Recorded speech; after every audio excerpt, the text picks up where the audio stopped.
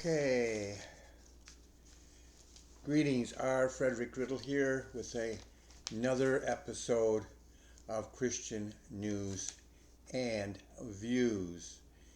Today, this is episode 106. And I'm looking here at the article about U.S. holds talks with Russians to discuss potential ceasefire. Now, this is referring to yesterday. The United States and Russia met to discuss a potential ceasefire. Currently, there's supposed to be a limited ceasefire. However, that has only been in principle. So I'm going to read a little bit here of what they say. It says the U.S. negotiators worked on a proposal of a proposed partial ceasefire in the 3-year-old war in Ukraine on Monday, meeting representatives from Russia one day after holding separate talks with a team from Kiev. It has been a struggle to reach even a limited 30-day ceasefire, which Moscow and Kiev agreed to in principle last week, with both sides continuing to attack each other with drones and missiles. It also says here one major sticking point is what targets would be off limits to strike even after U.S. President Donald Trump spoke with country's leaders because the parties disagree. And so I want to just cover that somewhat. We have some other news I want to also cover. But I do want to cover that and give you my opinion on it. So what's not in that article, or you don't really see it too much. Yeah, once in a while you do, but not very often. They don't focus on it. But what is not commonly emphasized in most reporting on those attacks is that Russia focuses on people as opposed to buildings and equipment and things of this nature. Many of its attacks are upon places where people gather, such as a high school or a hospital, things of this nature. They have nothing to do with the war. Meanwhile, Ukraine attacks military targets such as planes, factories, where military equipment may be built or stored, and of course, communications. You could use 4 words or less to describe the overall strategy. For Russia, those 4 words would be terror of the people. For Ukraine, that would be military infrastructure. Our one-word description would be, for Russia, would be random or indiscriminate. They don't really care. They just aim it usually at an area where there's a large amount of people expected or known to have it in that area. So that is something that Russia has been doing ever since the war started. On the other hand, the Ukrainians have what you call targeted attacks on Russia. For instance, they'll send drones in against. They've been known to hit planes while they're still on the ground. They've been hit buildings and things of this nature, which usually are buildings that have something to do with Russia's capabilities or military capabilities. Now, here's an interesting thing that happened not too long ago. A friend of mine and we were talking about this war, and we don't always agree. But he made a very interesting comment that has stuck in my mind more or less. What he said to me is that he's from his sources that he's been listening to, that the Russians are paranoid because they are facing nuclear weapons aimed at them from European countries. And his question to me was, well, wouldn't you be paranoid about that too? And if that's all you know about it, then I would say, yeah, makes sense. But there's and it makes for an interesting view, but there's a major problem with that view. Those nuclear weapons were put in place by countries in response to Russian aggression, not Russian aggression against Ukraine, but some of it goes all the way back to the Cold War, when the Soviet Union still existed. And so, yeah, there's all those nuclear weapons and other weapons as well facing Russia. Well, that was put in place, like I said, primarily because at that time the Soviet Union existed, and it was very aggressive, very threatening, and it was, like I said, it was called the Cold War for a reason.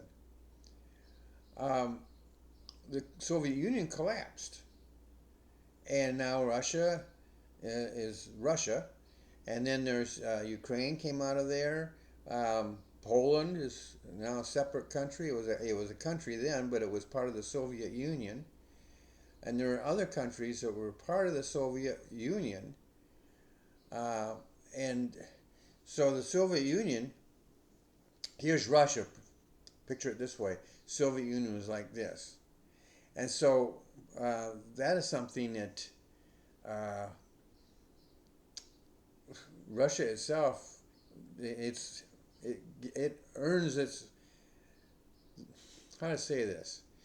Yeah, the Soviet Union. Russia was the dominant factor in that uh, in the Soviet Union itself. There was not a real democracy, although they use the words democracy, I do believe, in their constitution. But basically, it was a democracy that was run by Russia, as by its committees and so forth.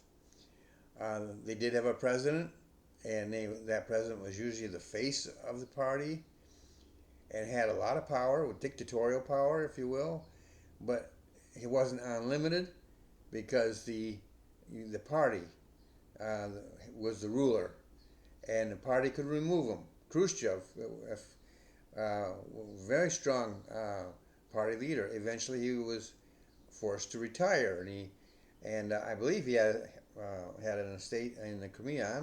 I haven't checked on him lately, but I do think he passed away.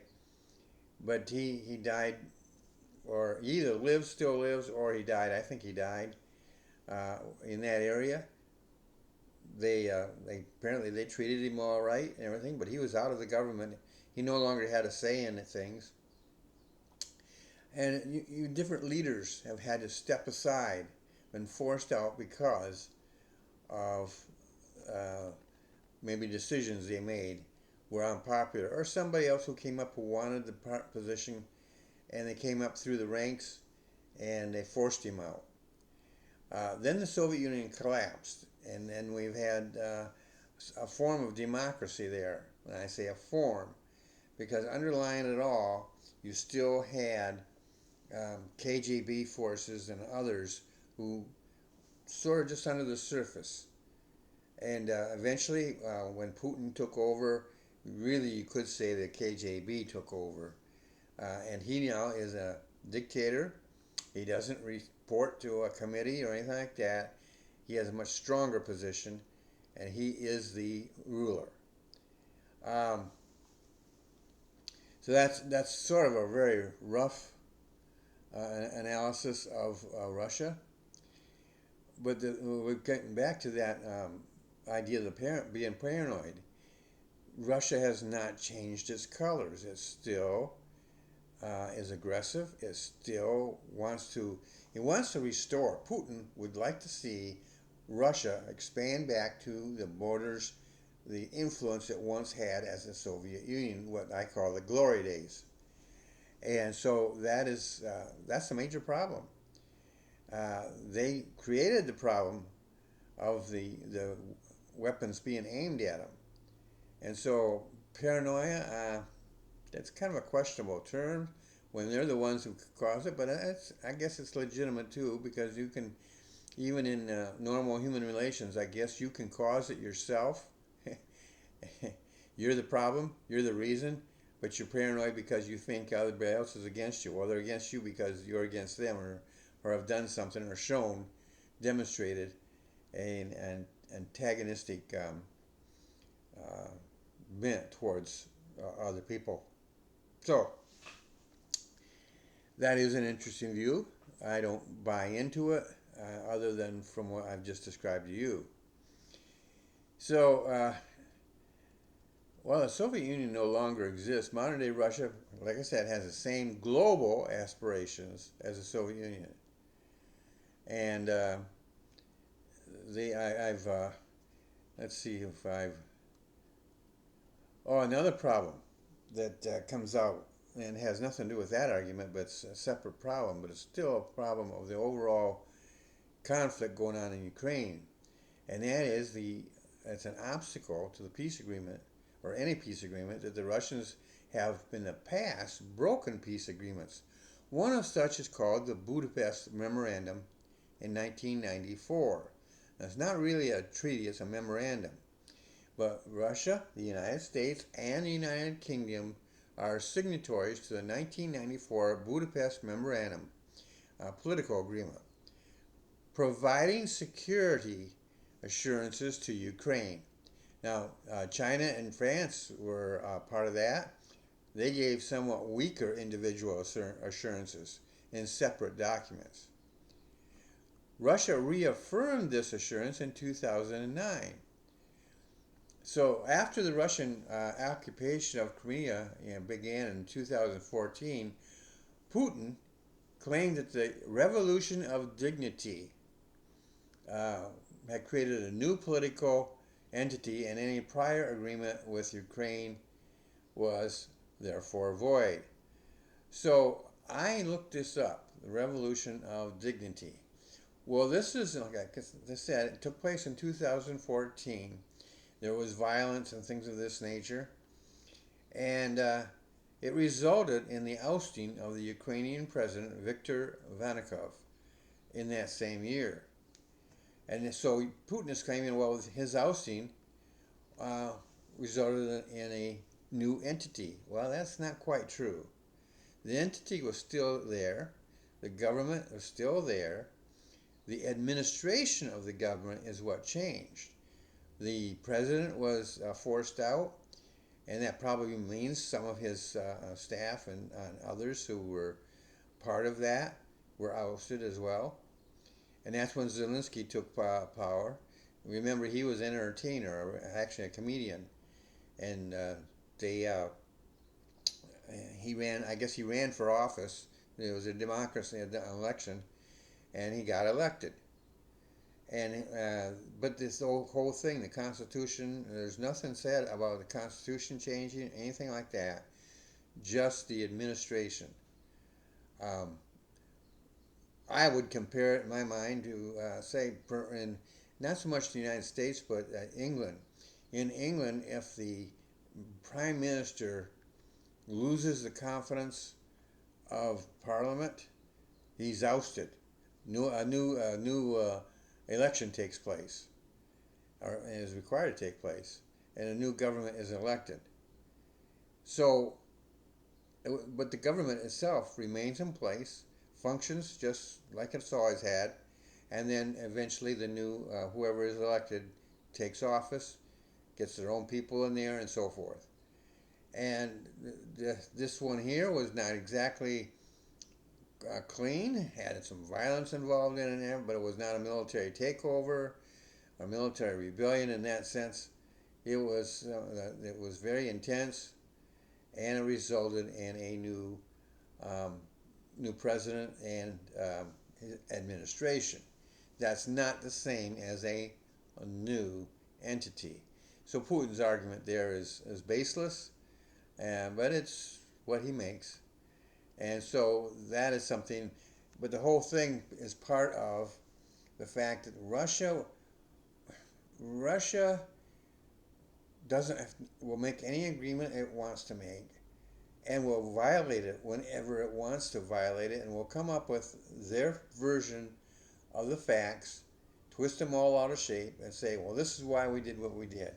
Well, you can believe them if you want to. I think that if you do, you're being foolish, and I think that is something that we, as a people, have to be very cautious about, because Russia is very untrustworthy in that sense of the word.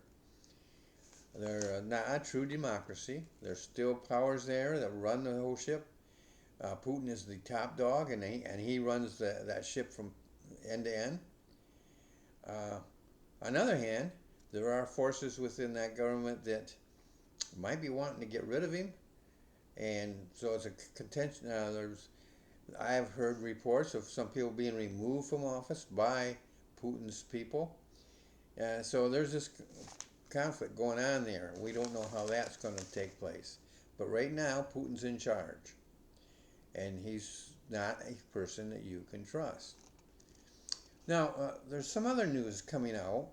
This is in today's paper, group chat about attack investigated.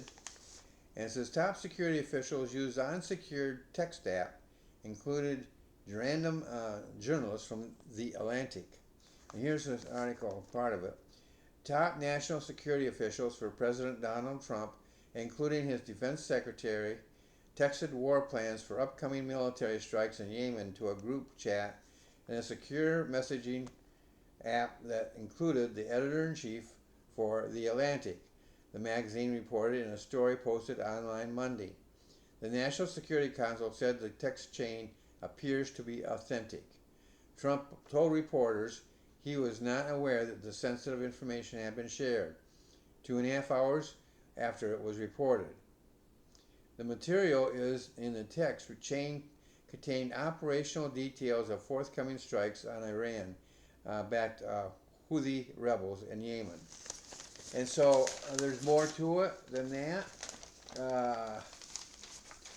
I'm not going to go through that whole article with you. A lot of it is speculation, but they're trying to put things together, and that may or may not be factual what they're coming up with. And it is, as I've said in the past, it is by the Associated Press.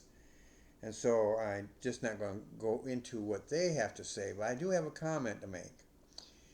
So apparently the Trump administration is a victim of a security leak that some are saying was caused by its own leaders. It's sort of akin to shooting yourself in the foot.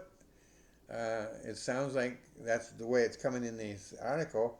Is and the attacks that are being made by Democrats is that the Republicans were being very careless, foolish, and so on and so forth. So far the news coming out is rather vague. There are already verbal attacks from the Democrats, but little in the way of real facts. It sounds like the administration is using the same app that the Biden administration used. The Democrats claim that it was always secure, which is a difficult pill to swallow, let alone believe when you consider who's making these statements.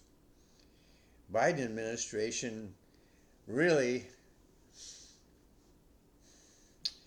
they operated on a level that I don't think ain't too many people worried about their military attacks and stuff like that. So they may not have even had stuff of that that would be considered that serious. They probably talked about military matters and things that should have been secret, but who was paying much attention? It was the Biden administration, and so why even worry about them? Now you have the Trump administration who's taken a very strong stand, and so people are now paying more attention. But I want to know more. Before I go jumping out on a limb on something like this and asking questions, the tough questions need to be asked. I want to see what they are doing about it and see what's coming out. It's really new, and yet the app has been around for a while. On one point they said it was insecure, another point they said it was secure. So which is true? It's encrypted, so there's just some conflicts here that needs to be explained, need to be some, for one example, I believe this bears watching, but there seems to be a little bit of an overreaction, especially since the military attack that it was talking about took place approximately 2 hours after the texting. So that means that if they was misguided and they let it out, which would be serious, the enemy, which the Houthis, didn't have a whole lot of time to react. They may not have had any time at all, even though we live in a very fast society with the ability to communicate thousands of miles in a matter of seconds. Going through, once you hit the human element, things slow down. And so by the time it would have gotten to the Houthis in the field, it may have been too late. So I'd like to know more about that. I'd like to know, did it impact what happened? And could that information have impacted that problem? And I do think that they need to find out why this leak took. How did this leak take place? Who, if there were individuals involved in this leak, which would common sense would say it should be, and probably is, then who were these people? And dig, and find it, and then report it back. This is what I have, a problem I have with both parties, the liberals and the conservatives. People on the far left and people on the far right tend to shoot first and ask questions later.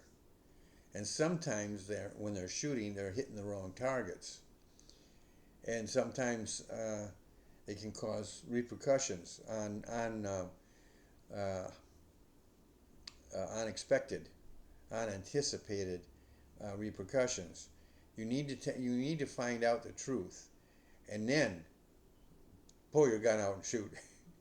But that's why I have a problem. People on the extremes tend to do that, and I'm not going to name the people I think are on the extremes. You can probably figure that one out yourself. But that is something that we need to take a serious look at this. It may not have caused any problems this time around, but it could in the future if it happens again on a larger scale, in a time frame that is quicker. That information getting to the enemy quicker, perhaps. So, just need to know what's going on here, what happened, and then once we know what happened, then take the sufficient actions that would be needed. It's never wise to shoot from the hip, to make rash judgments. Especially when you're dealing with national security, they need to know the facts, and then based on those facts, make the proper action and reaction. And so that's my opinion on that one. So if you like this channel and like to hear what I have to say about things, well, I encourage you to subscribe right down below here. And when you subscribe to TR Independent Books, that's my channel, you're going to get not only Christian news and reviews, which you're watching right this moment, but you're also going to get Becoming a Published Author is Fun, which is where I give free information to any potential author or existing author that you can use now. Now, you may end up spending money to employ the hints that I give you, but you're not buying anything from me unless you take the course or something. But if you're not taking the course, you're not buying anything from me. The information I give you in that podcast is free. So I encourage you to subscribe, and I will do all in my power to create episodes that will inform you, encourage you, and inspire you, whether it is to be a better author, to be a published author, or to be an informed person about what's going on in the world. We all need to have some information. You are free to disagree with me on how I look at things, but at least I'm trying to give you some word of something that you can feed on, something that you can nibble on, a bone you can chew, if you will, that you can look at and say, oh, that's an interesting viewpoint, and this is an interesting, which way do I go? And you have information from both sides, and hopefully, if you're a Christian and you're watching this, it will take you to the Bible, and you will look at it and see, does the Bible say anything that would apply to this particular situation? For instance, today's situation about world peace. Again, I tell you, in the book of Revelation, the United States is not even mentioned. So that's something you got to take into consideration. If we're not going to be there, then we're not going to be able. That means we're not going to be able to guarantee that any peace long term. So what does that really mean? And that's between you and the Lord as to how you interpret what the Bible says about the end times, which I believe we are in right now. Well, you have a great day, and I will see you in the next episode.